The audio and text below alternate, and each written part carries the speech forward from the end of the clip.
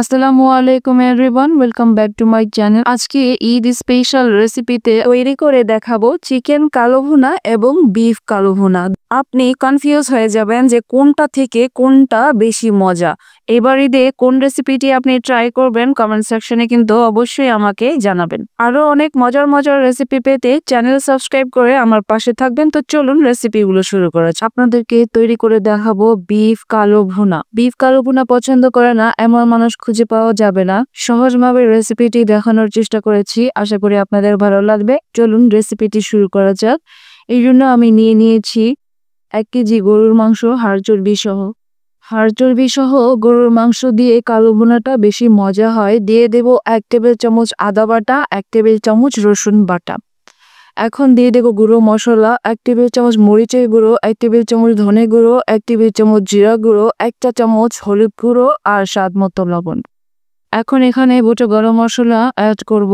দিয়ে দিব 2টি দারচিনি স্টিক, 2টি তেজপাতা, 4টি এলাচি আর লবঙ্গ। এখন এখানে অ্যাড করব 1 কাপ পেঁয়াজ কুচি করে কাটা আর আধা কাপ পেঁয়াজ বেরেস্তা। আর দিয়ে দেব আধা কাপ সরিষার তেল। আমি এখানে পেঁয়াজ বেরেস্তার তেল আর সরিষার তেল একসাথে মিশিয়ে নিয়েছি। এখান থেকে আধা কাপ দিয়ে দেব, বাকিটা দিয়ে বাগার দিব পরে। এখন এখানে দিয়ে দেব 2 টেবিল চামচ টমেটো কেচাপ। যদি হাতের কাছে টমেটো থাকে তাহলে 2টো টমেটোকে কুচি করে দিয়ে দিতে পারেন। আর এখানে অ্যাড করব 1 চা চামচ সিরকার পরিবর্তে আপনি এখানে 2 টেবিল চামচ টক দিয়ে দিতে পারেন। এখন দিয়ে দিব 1 চা চামচ সয়া সস। এখন সমস্ত উপকরণগুলো ভালো করে মেখে নিতে হবে। যত ভালো করে আপনি এই মাংসের সাথে মশলাগুলোকে মাখিয়ে নেবেন তত মজা হবে আপনার কালো ভুনা। ভালো করে মেখে নেওয়া হয়েছে। এখন হাত ধুয়ে সামান্য পানি দিয়ে দিলাম। এখন ঢেকে একটা সাইডে রেখে দিব। এখন কালো ভুনার জন্য একটি স্পেশাল মশলা তৈরি করে নেব। এর জন্য নিয়ে নেব 1 চা চামচ গোলমরিচ, 3টা জায়ত্রী পাপড়ি, 4 ভাগের 1 ভাগ জায়ফল, 4টা এলাচি, 4টি দারুচিনি স্টিক, 1টা বড় এলাচি আর লবঙ্গ। এগুলোকে গ্রাইন্ডারে অথবা পাটাতে গুঁড়ো করে নিতে হবে। মশলাগুলো কিন্তু আমি তেলে নেই, কাঁচা অবস্থায় গুঁড়ো করে নিব। আপনি রেডিমেড গরম মশলা ইউজ করতে চান তাহলে 1 চা চামচ গোলমরিচ আর আধা চা চামচ জায়ফল জয়ত্রী বাটা আপনি এখানে অ্যাড করবেন। মশলাটা গুঁড়ো করে নিয়েছি। এখন এখান থেকে আধা চা চামচ গরম মশলা এখানে অ্যাড করব। বেশি কিন্তু ব্যবহার করা যাবে না, কারণ মশলাগুলো অনেক স্ট্রং ফ্লেভার থাকে। এখন ভালো করে মেখে চুলাতে বসিয়ে দিব। মাঝারি আঁচে চুলাতে বসিয়ে দিয়েছি। এখন 1-2 মিনিট ভালো করে নেড়ে নেব। এখন দিয়ে দিব একটি সিক্রেট মশলা, এটা হলো স্টার আনিস। এটা অর্ধেকটা দিয়ে দিবেন, বেশি কিন্তু দেওয়া যাবে না। আপনার কাছে স্টার আনিস আর বড় এলাচি না থাকলে বাদ দিতে পারেন, তবে দিলে বেশি মজা হবে। এখন নেড়ে চেড়ে ঢেকে দেব 10 মিনিটের জন্য। ফিরে আসছি 10 মিনিট পর। 10 মিনিট পর ফিরে আসছি। মাংসটা থেকে অনেক পানি বের হয়েছে, দেখুন। এই পানিটা দিয়েই আমরা কালো ভুনাটাকে কমপ্লিট করে নেব। এখন আঁচটাকে একদম লো আঁচে দিয়ে 40 মিনিটের জন্য ঢেকে রেখে দিব। তবে খেয়াল রাখতে হবে যাতে পুড়ে না যায়। মাঝে মাঝে এসে 3-4 বার কিন্তু নেড়ে দিতে হবে। এখন ঢেকে রেখে দিব 40 মিনিটের জন্য। ফিরে আসছি 40 মিনিট পর। 40 মিনিট হয়ে গেছে, ফিরে এসছি। দেখুন অল্প আঁচে রেখে দিয়েছিলাম, এখন আঁচটা একটু বাড়িয়ে দিলাম। দেখুন তেল উপরে উঠে গেছে। আমি কিন্তু 3-4 বার নেড়ে দিয়েছি, দেখুন পুরো লেগে যায়নি কিন্তু। অবশ্যই আপনাকে 3-4 বার নেড়ে দিতে হবে। আর যদি মনে হয় যে আপনার মাংসের পানিটা একদম শুকিয়ে গেছে আর পোড়া পোড়া লেগে যাচ্ছে, তাহলে আপনি এখানে সামান্য করে গরম পানি দিয়ে নেবেন, সামান্য করে দিয়ে নেবেন। এখন এখানে দিয়ে দিলাম আধা চা চামচ গরম মশলা গুঁড়ো আর আধা চা চামচ ভাজা জিরা গুঁড়ো। আর দিয়ে দেব 1 চা চামচ সয়া সস।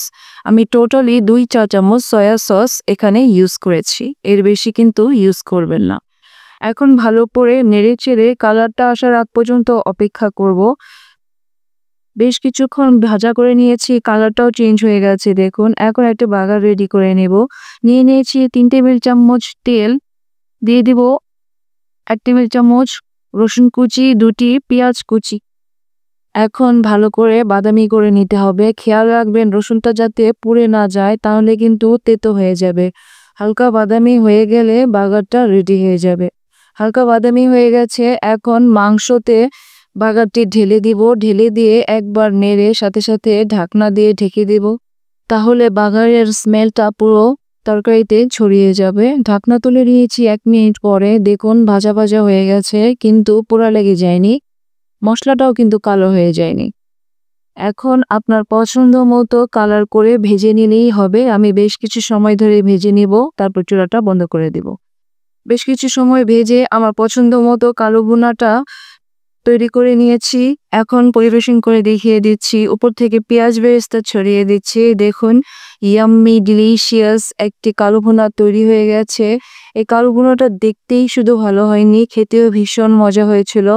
আশা করব এবার কোরবানির ঈদে আপনারা ট্রাই করবেন আর নিরাশ হলেন না, এতটুকু গ্যারান্টি আমি আপনাদেরকে দিতে পারি। আসল কালো ভুনার বৈশিষ্ট্য হলো ভিতরে সফট জুসি আর বাইরে দিয়ে পোড়া পোড়া। তৈরি করে দেখাবো মুরগির মাংসের কালা ভুনা।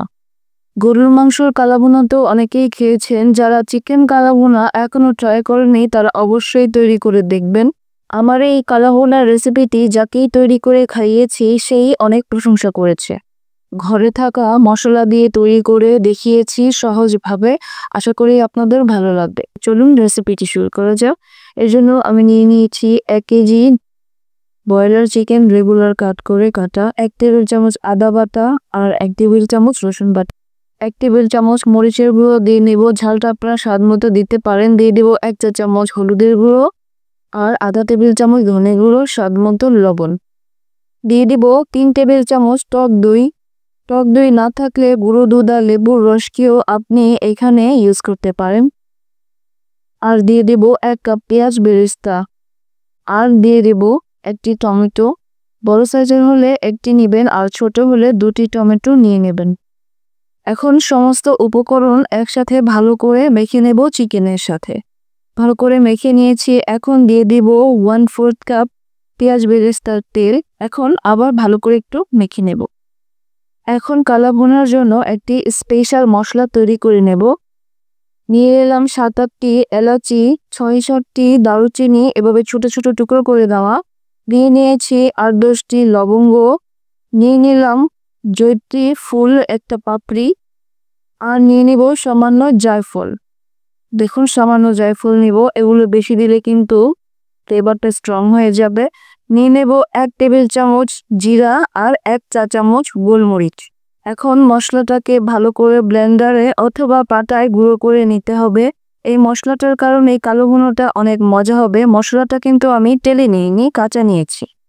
এখন একটি প্যানে দিয়ে দিব 1/4 কাপ পেঁয়াজ বেরেস্তার তেল, 2টি তেজপাতা আর 1 চা চামচ চিনি। চিনিটা ক্যারামেল করে নিতে হবে, তাহলে কালারটা সুন্দর আসবে। চিনিটা ক্যারামেল করা হয়ে গেলে এখানে এখন অ্যাড করে দেব ম্যারিনেট করা চিকেনটা। চিকেনটা দিয়ে এখন বেশ কিছুক্ষণ ভালো করে কষে নিতে হবে। 2 মিনিটের জন্য ঢেকে দিয়েছি, তাহলে টক দই থেকে, টমেটো থেকে আর চিকেন থেকে একটা পানি বের হবে। প্রথমে সেই পানিটা দিয়ে চিকেনটাকে ভালো করে কষে নিতে হবে।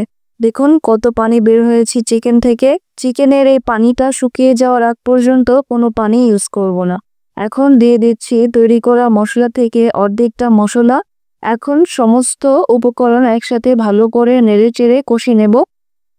কষাতে কষাতে যখন তেল উপরে উঠে যাবে তখন চিকেনের ম্যারিনেট করার পাত্রটি ধুয়ে দিয়ে দেব আধা কাপের মতো পানি। আর কোনো পানি আমি এখানে ইউজ করব না, এই পানিটা দিয়ে চিকেনটা সেদ্ধ হয়ে যাবে। এখন ভালো করে নেড়েচেড়ে ঢেকে দেব 10 মিনিটের জন্য। 10 মিনিটের মধ্যে আমি 3-4 বার নেড়ে দেব।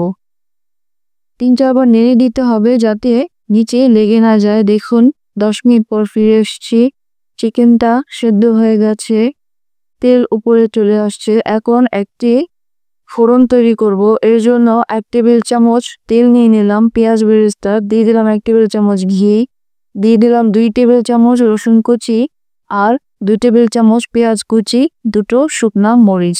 এখন এই উপকরণগুলোকে ভালো করে বাদামি করে নেব। বাদামি করে ভাজা হয়ে গেছে, এখন চিকেনে ঢেলে দেব। এখন চিকেনটাকে ভালো করে বেশ কিছু সময় ধরে ভাজা ভাজা করে নিতে হবে, তাহলে কালারটা কালা ভুনার কালার চলে আসবে। দিয়ে দিলাম 5-6টা কাঁচামরিচ, এটা সুন্দর একটি ঘ্রাণ নিয়ে আসবে আপনার কালাভুনাতে। দিয়ে দিলাম বাকি গুঁড়ো মশলাটা যেটা আমরা তৈরি করে নিয়েছিলাম। এখন বেশ কিছু সময় ভাজা ভাজা করে নেব। যতটুকু কালার আপনার পছন্দ ততটুকু কালার করে চিকেনটাকে নামিয়ে নেবেন। আমি ভাজা ভাজা করে নিয়েছি বেশ কিছুক্ষণ। এই রেসিপিটা একবার ট্রাই করলে বুঝবেন এটা কতটা মজার। ঘরে থাকা উপকরণ দিয়ে তৈরি হয়ে যায় কিন্তু খেতে অসম্ভব মজাদার।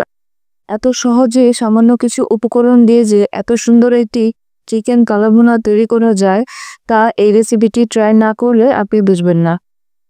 দেখুন কত ইয়াম্মি হয়েছে কালারটা, খেতে ভীষণ মজা হয়েছে।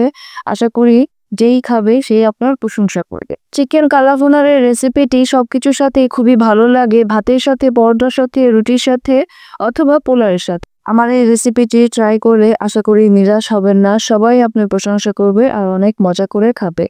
আজকের মতো এখানেই শেষ করছি। সবাই ভালো থাকবেন। আল্লাহ হাফেজ।